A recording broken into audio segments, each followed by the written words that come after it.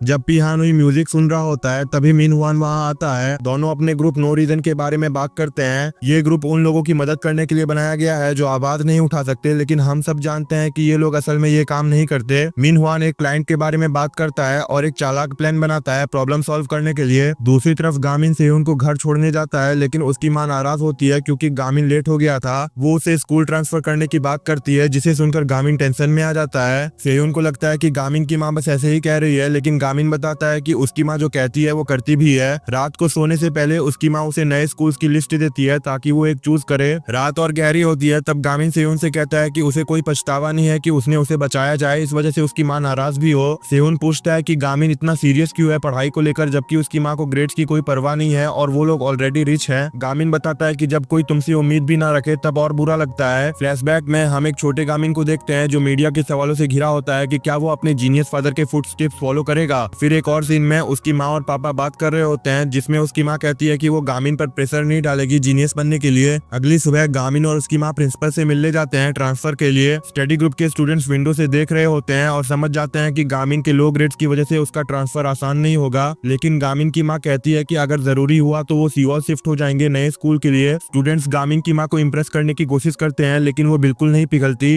वो जाने ही वाली होती है तब हानग्योंग वहाँ पहुँचती है। हानग्योंग सबको हिम्मत देती है और एक गाड़ी उधार लेकर स्टूडेंट्स के साथ गामिन की माँ का पीछा करने निकल पड़ती है, लेकिन होमिन और उसके लोग अपनी बाइक से रास्ता रोक देते हैं, जिसकी वजह से ट्रैफिक जैम हो जाता है। फिर एक और फाइट शुरू हो जाती है जिसमें जीवू और लीजुन उन गुंडों का सामना करते हैं। लीजुन वहाँ रुकता है फाइट करने के लिए, जबकि बाकी लोग गामिन की माँ को रोकने के लिए आगे बढ़ते हैं। आखिरकार हानग्योंग टाइम पर पहुंच जाती है और गामिन की माँ से मिलती है। पता चलता है कि हानग्योंग एक टीचर की मौत से इफेक्ट हुई थी जो यूसुंग टेक्निकल हाई स्कूल में हुई थी। गामिन की माँ भी उस टीचर को जानती थी और उसने ही हानग्योंग को न्याय के लिए लड़ने की सलाह दी थी। दूसरी तरफ मिन हुआन पिहानुई को बताता है कि हानग्योंग उसके खिलाफ डिसिप्लिनरी कमेटी बुला रही है। मिन हुआन पूछता है कि क्या उसे पहले की तरह संभाल लेना चाहिए, शायद वो ग्योनयुप की माँ और हानग्योंग के रोल मॉडल के बारे में हिंट दे रहा है। फिर मिन हुआन एक कैफे पहुंचता है जहां स्टडी ग्रुप हानग्योंग और गामिन की माँ बात कर रहे होते हैं। गामिन की माँ अब भी सोच रही होती है कि गामिन का ट्रांसफर ही बेहतर रहेगा। मिन हुआन वहां आकर उनकी बात काट देता है और एक और फाइट शुरू हो जाती है। इस बार गामिन की माँ भी एक्शन में आती है। वो कोरिया टाइक्वांडो एसोसिएशन की डायरेक्टर है और फाइट कर सकती है, लेकिन एक बीम गिरने से उसके सर पर चोट लग जाती है जब वो हानग्योंग को बचाने की कोशिश करती है। अगले दिन गामिन सिर्फ बदले की सोच लेकर स्कूल जाता है। वो पिहानुई को उसके पसंदीदा रूफटॉप पर ढूंढता है और उस पर अचानक अटैक करता है, लेकिन पिहानुई के 3 बॉडीगार्ड्स उसका अटैक रोक लेते हैं। पहले तो गामिन को मार पड़ती है क्योंकि वो इमोशंस में कंट्रोल खो देता है, लेकिन जब वो शांत होता है तब वो तीनों बॉडीगार्ड्स को हरा देता है और स्कूल असेंबली में घुस जाता है। वहां जाके वो पिहानुई को एक जोर का मुक्का मारता है, जिसे देखकर सब डर और हैरानी से उसकी तरफ देखने लगते हैं। गामिन जब पिहानुई की तरफ देखता है तो अंदर ही अंदर सोच रहा होता है कि क्या जो भी हुआ वो उसकी गलती थी। इसी के साथ ये एपिसोड यहाँ खत्म होता है। एपिसोड कैसा लगा कमेंट में बताइएगा। वीडियो पसंद आया तो लाइक करें और भी नए एपिसोड्स के लिए चैनल को सब्सक्राइब करें। Thank you so much for watching.